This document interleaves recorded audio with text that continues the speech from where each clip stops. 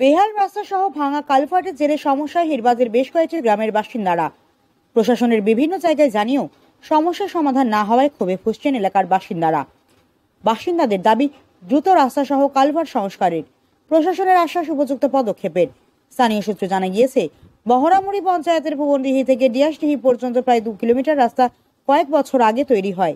জেলা প্রশাসনের উদ্যোগে তৈরি বর্তমানে ওই রাস্তার বিভিন্ন জায়গা বেহাল হয়ে পড়েছে। এই রাস্তার মধ্যবর্তী এলাকায় একটি জোর খালের ওপর নির্মিত কালভার্টের অবস্থাও বেহাল।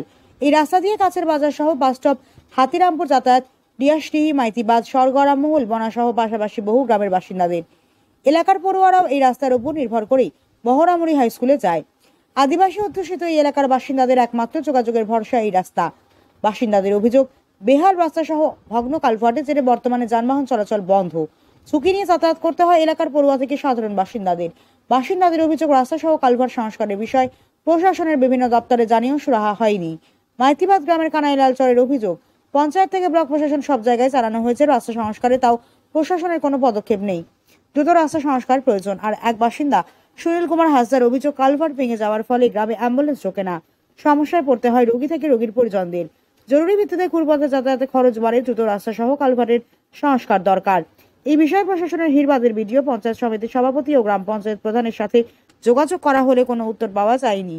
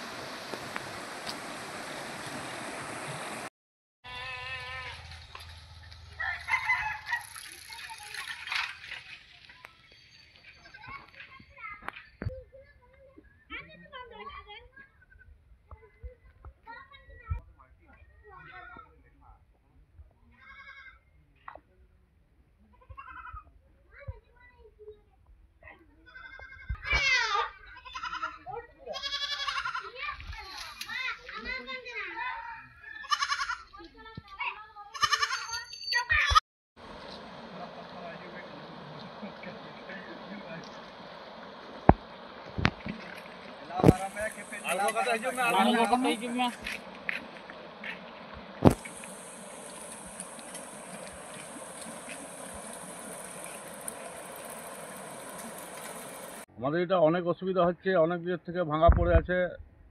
আসা যাওয়া আমাদের এখান থেকে স্কুলের বাচ্চাগুলো যায়, আমরা হাতিরামপুর যায়, বাজারঘাট, আমাদের এটা দিয়ে যাওয়া আসা হয়। কিন্তু এই ভাঙা অবস্থায় আমরা বহুত কষ্টে যাওয়া আসা করছি, খুব ভয় লাগে যেতে, খুব এভাবে যাওয়া আসা হচ্ছে। কতদিন ধরে এই অবস্থা? মোটামুটি 1-1.5 মাস হয়ে গেল। 1-1.5 মাস।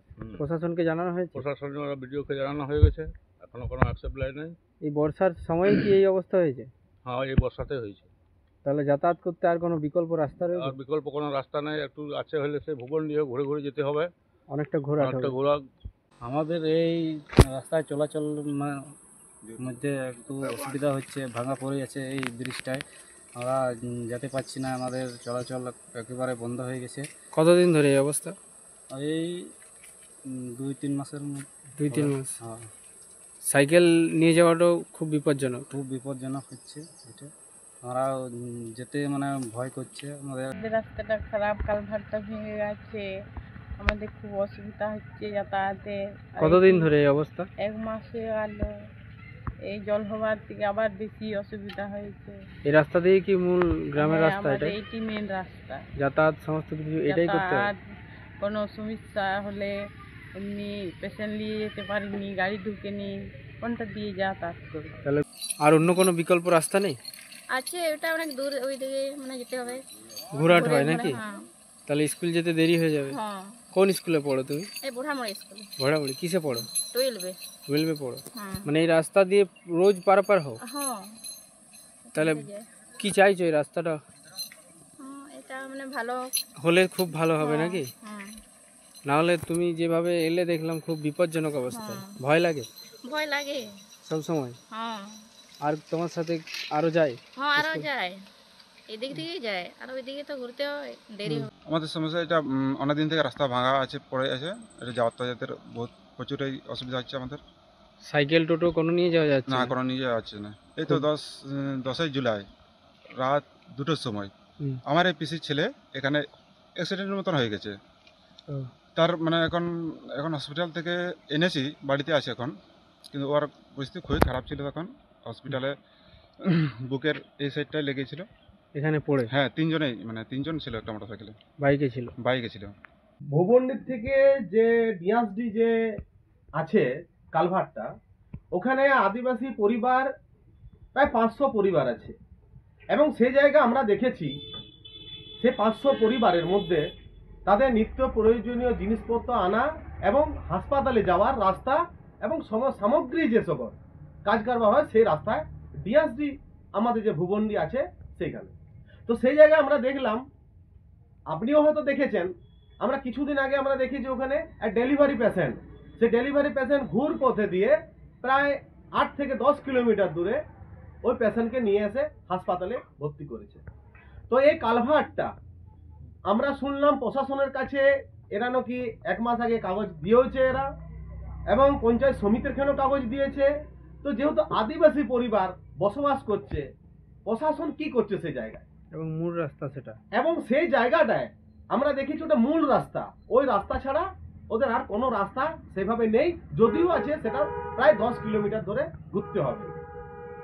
সে যেমন ভাবে রাস্তাটা হয়ে আছে সেটা খুবই বিপজ্জনক রাস্তা। আপনারা দেখলেন সেই রাস্তাটা এত বিপজ্জনক, একটা বিপদও ঘটনা ঘটেছে ওই জায়গা থেকে। তো বাচ্চা ছেলেমেয়েরা স্কুল যাচ্ছে, তো প্রশাসন কি করছে সেই জায়গায়? প্রশাসনকে জানানো হয়েছে, তো গ্রামের তরফ থেকে জানানো হয়েছে।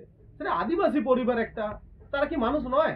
তারা সেই গ্রামে বসবাস করছে, প্রায় 500 ঘর আছে, মিনিমাম 500 পরিবার আছে ওই জায়গায়, এবং ওটাই ওদের মেন রাস্তা। তো এই রাস্তাটা আমরা দেখলাম প্রায় 1 মাস হয়ে গেছে। যদি এর কোনো উত্তর না পাই, আমরা হিড়বান মন্ডল বিজেপি পক্ষ থেকে আমরা রাস্তায় বসবো, প্রয়োজন হলে আমরা বিডিও অফিস ঘেরাও করব, প্রয়োজন হলে আমরা এসডি অফিসের দুয়ারে বসবো।